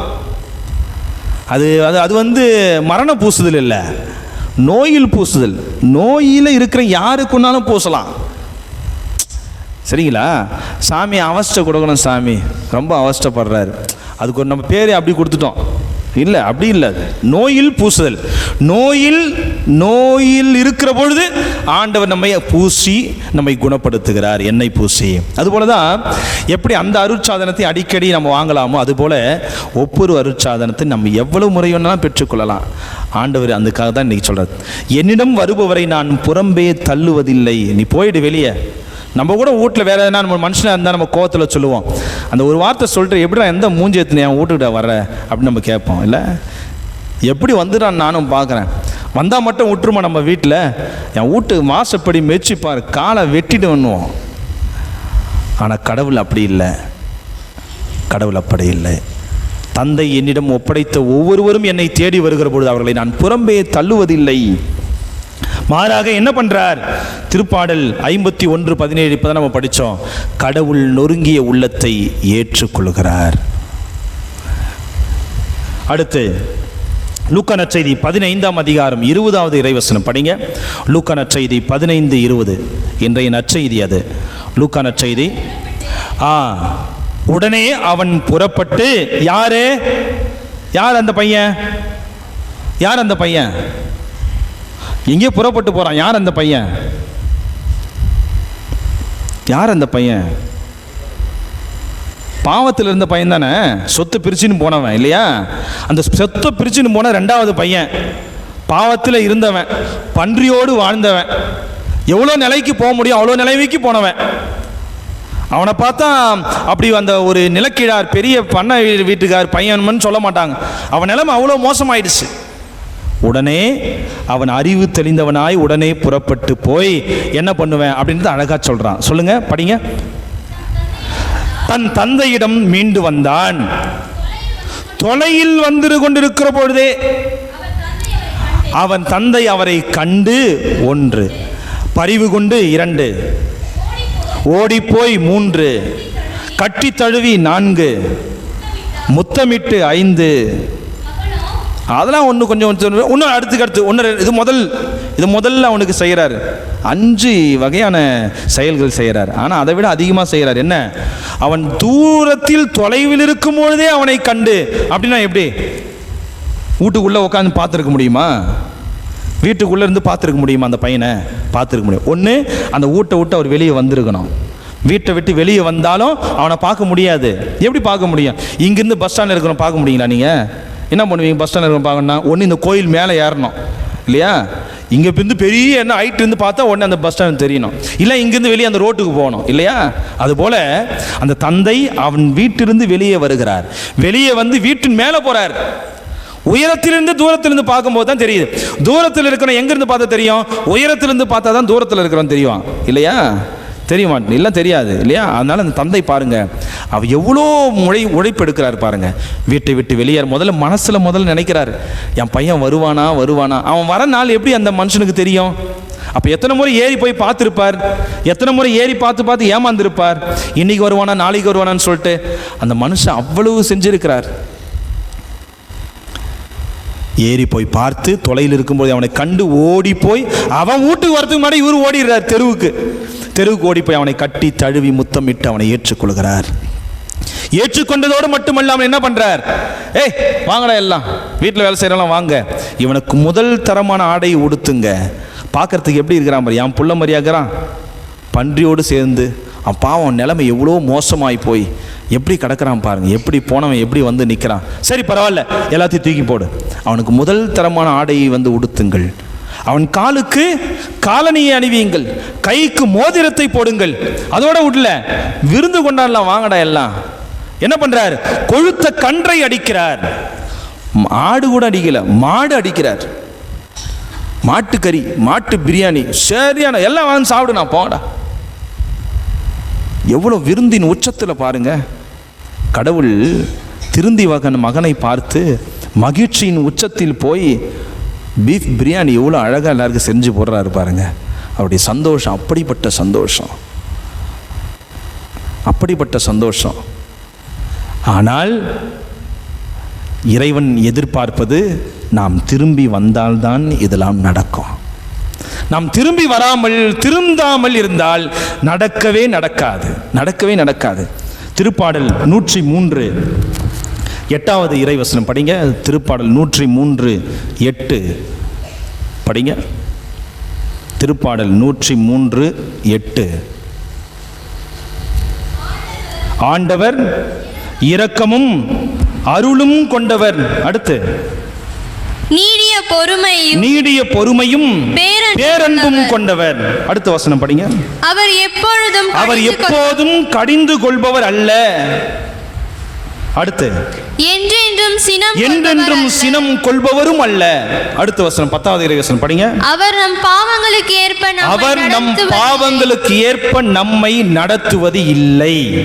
அடுத்து நம் குற்றங்களுக்கு ஏற்ப நம்மை தண்டிப்பதில்லை. நம் குற்றங்களுக்கு ஏற்ப தண்டிப்பதும் இல்லை. மனுஷன் நம்மளை தண்டிக்கலாம், பாவங்களுக்கு ஏற்ற மாதிரி நம்மளை தண்டனை அதிகமாக்கலாம், தள்ளி தள்ளி போட வைக்கலாம், நம்மளை எப்படியோ ஒதுக்கி வைக்கலாம், மனிதர்கள் செய்யலாம்.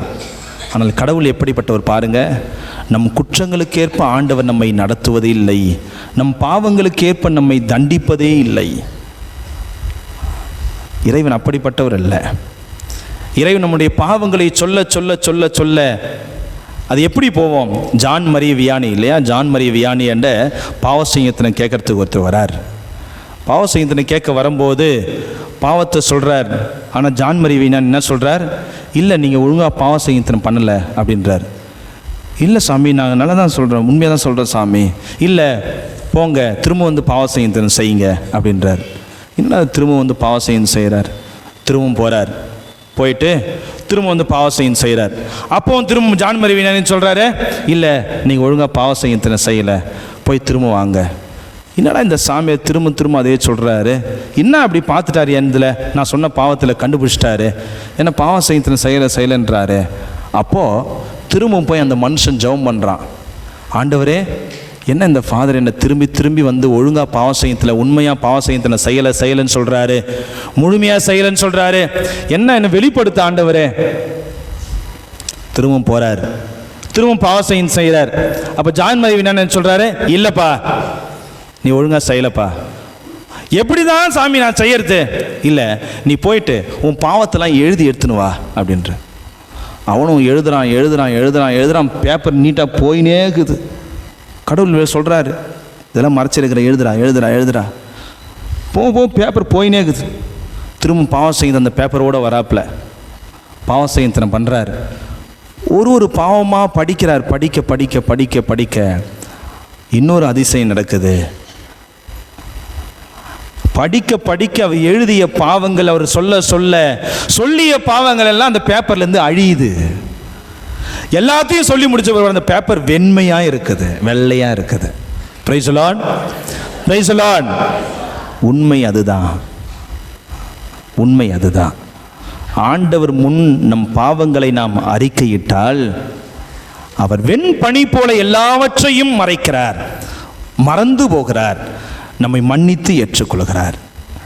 இறைவன் விரும்புவது அப்படிப்பட்ட பாவசெய்யத்தினம். திருப்பாடல் 130 3வது இறைவசனம் படிங்க. திருப்பாடல் 130:3. ஆண்டவரே, நீர் எம் குற்றங்களை மனதில் கொண்டிருந்தால் யார்தான் உன் திருமுன்னிலையில் நிற்க முடியும்? தைரியமாக போய் சொல்ல முடியுமா? தைரியமாக நம்ம போய் சொல்ல முடியுமா? நான் வந்து ஒன்றுமே செய்யாதவன், நான் ரொம்ப உத்தமசாலி, நம்ம என்ன சொல்ல முடியுமா? ஒருத்தரும் சொல்ல முடியாது. ஏன்னா நம்மளுக்கு தெரியும் என்னன்னு சொல்லிட்டு. இதை சொல்லிட்டா நம்மளுக்கு என்ன நடக்குன்றது நம்மளுக்கு தெரியும். ஆண்டவர் அதுதான் இன்னைக்கு சொல்கிறார் பாருங்க. சபை உரையாளர் 7ஆம் அதிகாரம் 20வது இறைவசனம் படிங்க. சபை உரையாளர் 7:20 படிங்க பார்க்கலாம். சபை உரையாளர் 7:20. என்னடா அந்த சாமியார் பைபிளில் இங்கேயும் அங்கேயும் அடிச்சு போக, ஒரு பக்கமும் ஒரு வழியாக போகக்கூடாது, திடீர்னு புதிய ஏற்பாடு போகிறாரு, திடீர்னு பழைய ஏற்பாடு போகிறாரு அப்படின்ற மாதிரி நினைக்காதீங்க. படிங்க. குற்றமே செய்யாமல் நல்லதே செய்யும் நேர்மையானவர் உலகில் இல்லை, இந்த உலகில் இல்லை, இல்லவே இல்லை. இப்போ சொல்லுங்க, யார் உத்தம? குற்றமே செய்யாமல் நல்லதே செய்யும் நேர்மையாளர் இந்த உலகில் எவருமே இல்லை. அடுத்து நீதிமொழிகள் 20:9 படிங்க. நீதிமொழிகள் 20:9. நீதிமொழிகள் 20:9. என் இதயத்தை தூயதாக்கிவிட்டேன், நான் பாவம் நீங்க பெற்று தூய்மையாய் இருப்பவர் என்று யாரால் சொல்லக்கூடும்? யாருன்னா சொல்ல முடியுமா? நான் எல்லாத்தையும் சொல்லிட்டேன், எல்லாத்தையும் கழுவி சுத்தமாக்கிட்டேன், இந்த தவக்காலம் எனக்கு தேவையில்லை, பாவ செய்யறது எனக்கு தேவையில்லை, சொல்ல முடியுமா? யோவான் நற்செய்தி 2ஆம் அதிகாரம் 25வது இறைவசனம் படிங்க. யோவான் 2:25. யோவான் நற்செய்தி 2ஆம் அதிகாரம் 25வது இறைவசனம் படிங்க. மனிதரை பற்றி அவருக்கு யாரும் எடுத்து சொல்ல தேவையில்லை. ஏனெனில் மனித உள்ளத்தில் இருப்பதை அவர் அறிந்திருந்தார். Price the lord, praise the Lord. நீ என்னதான் மூடி லாக்கர்ல வச்சாலும் கடவுளுக்கு தெரியும் நம்ம என்ன பாவம் செஞ்சேன்னு சொல்லிட்டு. அதனால தான் சொல்றேன், கடவுளுக்கு முன்னாடி போயிட்டு நான் பாவம் செய்யணும். கடவுளுக்கு முன்னாடி நாம் பாவம் செய்யணும். கடவுள் நம்மை இருகரம் விரித்து அழைக்கிறார். சுமை சுமந்து சோர்ந்திருப்பவர்களே எல்லோரும் என்னிடம் வாருங்கள். என்கிட்ட வாங்க. பாவத்தை செஞ்சதை நீ அடுத்தவங்கிட்ட சொன்னா அவன் ஊரு பூரா சொல்லுவான்.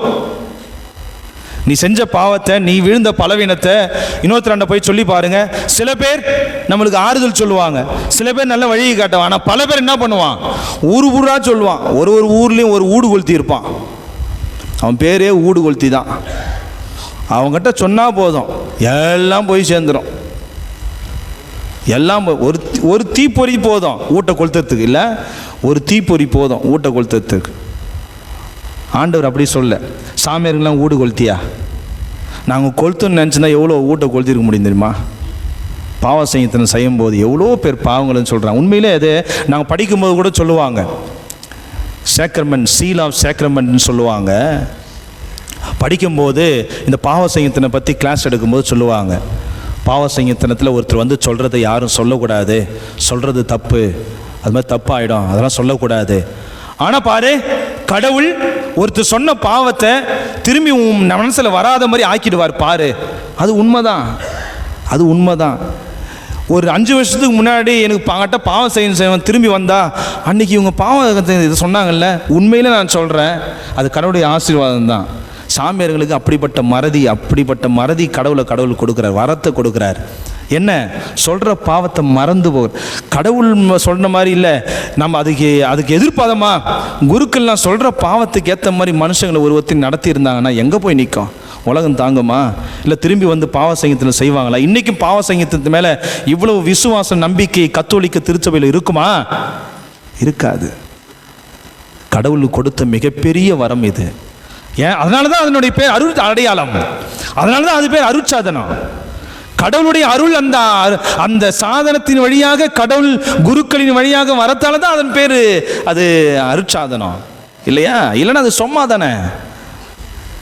பிரியமானவர்களே, கடவுள் நம்மை அப்படிப்பட்ட நிலையில் அந்த அருட்சாதனத்தை பெற்றுக்கொள்ள செய்கிறார். பாவசெய்யத்தனத்தை நம்ம நினைக்கவே கூடாது. அது சாமியார் மனுஷன் தானே அப்படின்ற அந்த ஒரு எண்ணத்தின் அடிப்படையில் நம்ம போனால் ஒன்றுமே நடக்காது. அங்கே இருப்பவர் கிறிஸ்துவின் பிரதிநிதி. அங்கே இருப்பவர் கிறிஸ்துவினுடைய நிலைப்பாட்டில் இருந்து நம்மை மன்னிக்கிறார். சாமியார் தான் சொல்றார், தந்தை மகன் தூய ஆவியரின் பெயரால் உன் பாவங்களை நான் மன்னிக்கிறேன், பாவங்களுக்கு மன்னிப்பு கொடுக்கிறேன், உன் பாவத்திலிருந்து உன்னை விடுதலை செய்கிறேன். இறைவன் கொடுக்கிற அருள் அப்படிப்பட்ட அருள். இன்றைய நாளிலே இந்த பாவசெய்யத்தினத்தை வாய்ப்பை நீங்கள் பயன்படுத்தி கொண்டிருக்கிற நாளிலே, இந்த தவக்காலம் நம்ம எல்லோருக்கும் சொல்வது இது ஒன்றுதான். ஆண்டவர் விரும்புவது இது ஒன்றே. ஆண்டவர் விரும்புவது, நான் பாவம் செய்துவிட்டேன் ஆண்டவரே என்று ஒத்துக்கொண்டு நம்முடைய பாவ நிலையை மாற்றினால்தான் நம்முடைய மனம் திரும்புகிற வாழ்க்கை நம்ம எல்லோருக்கும் கிடைக்கும். இல்லைனா இந்த தவக்காலம் வரும் போவும் நம்முடைய வாழ்க்கையும் அப்படியே தான் இருக்கும். இல்லை, இறைவன் விரும்புவது நம்முடைய வாழ்க்கையெல்லாம் தூய வாழ்க்கையாய் வாழ வேண்டும் என்பதே கடவுளுடைய மிகப்பெரிய ஆசை. அந்த மிகப்பெரிய ஆசைக்கு நாம் இணங்கி போகணும், ஒத்துழைக்கணும். ஆண்டவருக்கு முன்னாடி கொஞ்சம் இறங்கி வரணும். கடவுளுக்கு முன்னாடி இறங்கி வராதவங்க வாழ்க்கையில் இறங்கி போகவே மாட்டாங்க. யாரு கடவுளுக்கு பயந்து வாழறாங்களோ அவன் அப்பா அம்மாவுக்கு பயந்து இருப்பான். யார் அப்பா அம்மாவுக்கு பயப்படலையோ அவன் எவனுக்கும் பயப்பட மாட்டான். வாழ்க்கை அப்படி தான் போய் நிற்கும். கடவுளுக்கு பயந்தாதான் நம்ம பாவத்தை ஒத்துக்குவோம். அப்பா அம்மாவுக்கு பயந்தாதான் ஒழுங்காக வாழ்க்கை நடப்போம். இன்றைக்கி கூட நற்செய்தி என்ன, கடவுள் ஆண்டவனுக்கு முன்னாடி அந்த அப்பாவுக்கு முன்னாடி போயிட்டு திரும்பி போன மகன் என்ன சொல்கிறான், தந்தையே கடவுளுக்கு முன்பாக உனக்கு முன்பாகவும். இல்லை, எவ்வளோ அழகாக சொல்லணும். கடவுளுக்கு முன்பாக மட்டும் சொல்லிட்டு போயிருக்கலாம், இல்லை உனக்கு முன்பாக மட்டும் சொல்லிட்டு போயிருக்கலாம். ஏன்னா அவ்வளோ சொத்து சேர்த்து வச்சுரு அவங்க அப்பா தான் இல்லையா, அவ்வளோ சொத்தை சேர்த்து வச்சுரு அவங்க அப்பா தான். ஆனால் உனக்கு முன்பாகணும்னு சொல்லிட்டு போகலாம். ஆனால் ரெண்டுத்தையும் சொல்கிறான் அந்த பையன், நான் கடவுளுக்கு முன்பாக உனக்கு முன்பாகவும் பாவம் செய்து விட்டேன். நம்ம எல்லாருக்கும் தேவையானது இதுதான், கடவுளுக்கு முன்னாடி இருக்கிற அந்த பயம், இறை அச்சம். இன்றைக்கி அந்த ஒரு பயம் இல்லாதால தான் இன்றைக்கி உலகத்தில் இவ்வளோ பாவங்கள். இந்த உலகம் இன்றைக்கி இப்படி போகுது இல்லையா. 2 நாளைக்கு முன்னாடி நடந்த நிகழ்வு தெரியல, மியான்மர் நாடு. எத்தனை பேர் நியூஸ் பார்த்தீங்க? மியான்மர் நாட்டில் அவ்வளோ பெரிய நிலநடுக்கம். போயினே இருக்கிறான், தொப்புன்னு விழுறான். குளிச்ச நேரம் போய் தொப்புன்னு விழுறான். அப்படியே உட்காந்து அந்த பில்டிங்கே கீழே உள்ள மாட்டியது. ரோடே பொழந்து நிற்குது. எப்போ எவனுடைய உயிர் நிற்குன்னு சொல்ல முடியாது. இல்லை, மிகப்பெரிய ஒரு மாடி அடுக்கில் பல அடிக்கு மாடியில் இருந்தவன் அப்படியே சரிஞ்சு கீழே உழுது. ஒரு நொடி பொழுதில் முடிஞ்சு போச்சு அவன் வாழ்க்கை. 2000 பேர் செத்து போயிட்டான்னு சொல்கிறான். இது வரைக்குமே கண்டுபிடிச்சது மட்டும்தான், ஒன்றும் கண்டுபிடிக்காது. இவ்வளோ மியான்மர் நாடு பக்கத்தில், வெஸ்ட் பெங்கால் மேற்கு வங்க பக்கத்தில் இருக்கிற ஒரு நாடு, இந்தியாவில் பக்கத்தில் இருக்கிற ஒரு பக்கத்து நாடு தான். இறைவன் நமக்கு எப்படியோ ஒரு விதத்தில் நம்ம வாழ்க்கையை உயிர் பிச்சை போட்டு போட்டு போட்டு ஒரு வருஷமாக சொல்கிறேன் இல்லையா. எப்படி அந்த ஓமையில் வரும் பார்த்தேன், ஆண்டவர் அத்தி மரத்தை நோக்கி பார்க்கிறான், பழம் இல்லை என்று பார்த்த உடனே அது வெட்டி போடாயா, ஏன் இடத்த அடிச்சுன்னு கிடக்குது, ஏன் இடத்த அடிச்சுன்னு கிடக்குது, 3 வருஷமாக வந்து பார்க்குறேன், ஒரு பழமும் ஒன்றும் காயும் வைக்கல, என்னத்தையும் இடத்த தூக்கி போடியா.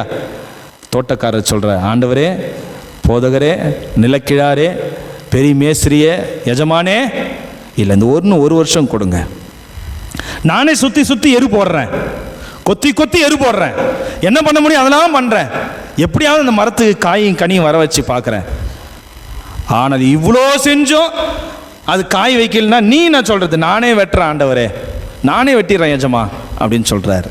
கடவுள் அப்படி தான் நம்மளுக்கு ஒரு வருஷத்தையும் கூட்டி கொடுக்குறார். காய் வச்சா பார்க்கலாம், கனி வச்சா பார்க்கலாம், திருந்தா பார்க்கலாம், நல்லா வாழ்ந்தா பார்க்கலாம். ஒரு நாள் வச்சு ஒரே வெட்டுவார். அந்த வழியை யாராலையும் தாங்க முடியாது. Price the Lord.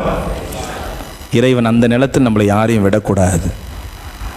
ஆண்டவர் காட்டுகிற நல்வழியை, மனம் திருந்துகிற வாழ்க்கையை நாம் திருந்துவோம்.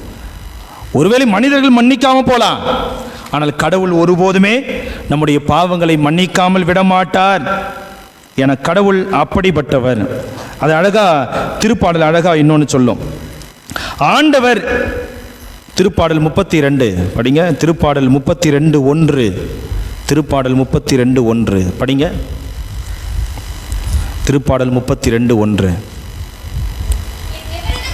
எவரது குற்றம் மன்னிக்கப்பட்டதோ, எவரது பாவங்கள் மறைக்கப்பட்டதோ அவர் பேறு பெற்றவர். Price the lord, praise the Lord.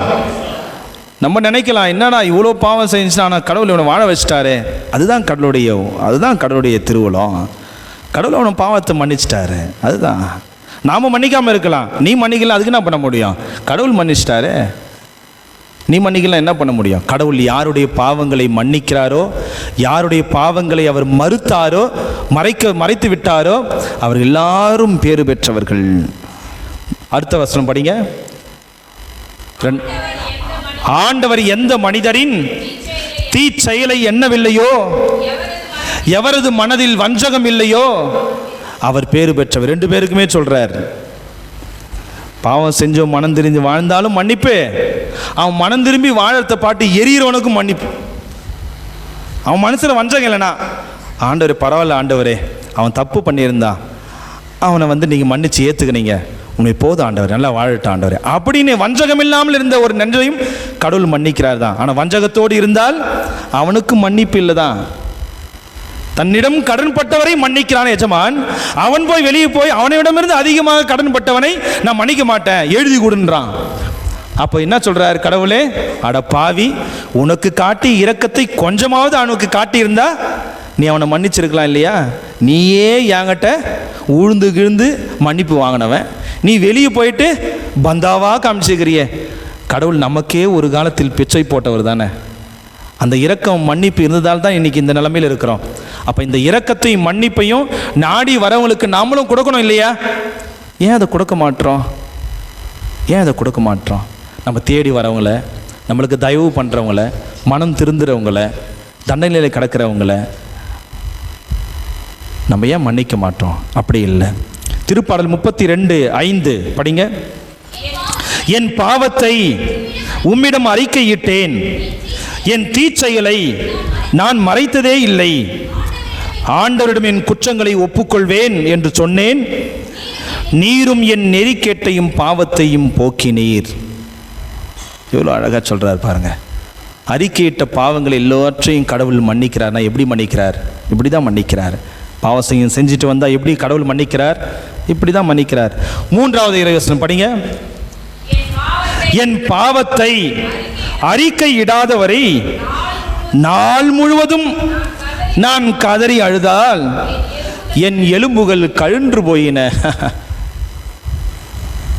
நீ பாவம் செய்யறதுக்கு போகாம நானே கத்தி கத்தி கதறி கதறி ஜெபம் பண்ணிக்கிறேன்னு சொன்னா என்ன ஆகும்? உன் எலும்பு தான் ஏன் கழண்டு போவோம். நான் நாள் முழுவதும் ஆண்டவரிடம் கதறி அழுதேன், எனக்கு மிஞ்சியது என்னது? எலும்பு கழண்டு தான் மிஞ்சம். அதை விடுத்து ஆண்டவர் திருச்சபை நமக்கு நல்லது ஒரு வாய்ப்பை கொடுத்துரு, அருட்சாதனம். அந்த பாவம் செய்யத்தினை ஏன் நம்ம போய் அதை மதிப்பாக நம்ம பார்க்கறது இல்லை? ஏன் போய் பாவம் செய்ய செஞ்சாதான் என்னவா? செஞ்சுட்டு வந்தால் என்ன? போயிட்டு வரவங்களுக்குலாம் 1000 ரூபாய் கழிஞ்சிச்சு அவங்க பேங்க் அக்கௌண்ட்டில். எடுத்து பாருங்கள், ஃபோனில் இருக்கிற காசு அப்படியே தான் இருக்கும். இல்லை ஏறி போய்ட போதா? ஒன்றும் இல்லை. கடவுள் மன்னிக்கிறார், அவ்வளோதான். வேறு எதுவுமே இன்னைக்கு இல்லை. இன்றைய நாளில் ஆண்டவர் நமக்கு சொல்வதை எல்லாம் இதை. நீதிமொழிகள் 28:13 படிங்க. நீதிமொழிகள் 28:13. நீதிமொழிகள் 28:13. தம் குற்றப்பழிகளை மூடி மறைப்பவரின் வாழ்க்கை வளம் பெறாது. அடுத்து, அவற்றை ஒப்புக்கொண்டு விட்டுவிடுகிறவர் கடவுளின் இரக்கத்தை பெறுவார். Praise Lord, praise Lord. அடுத்து, யாக்கோபுக்கு எழுதிய திருமுகம் படிங்க. யாக்கோபுக்கு எழுதிய திருமுகம் 5:16 படிங்க. யாக்கோபுக்கு எழுதிய திருமுகம் 5:16. யாக்கோபுக்கு எழுதிய திருமுகம், யாக்கோபு எழுதிய திருமுகம் 5:16. படிங்க.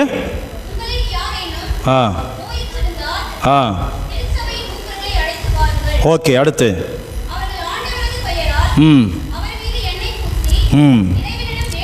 ஓகே. அடுத்து,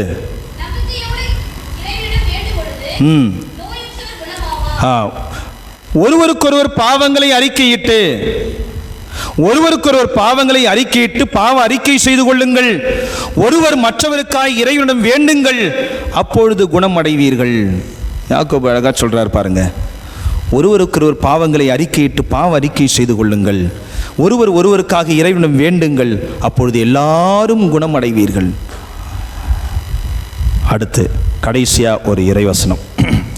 யோவான் எழுதிய முதல் திருமுகம் 1:9 படிங்க. யோவான் எழுதிய முதல் திருமுகம் 1:9. மாறாக நம் பாவங்களை எல்லாம் நாம்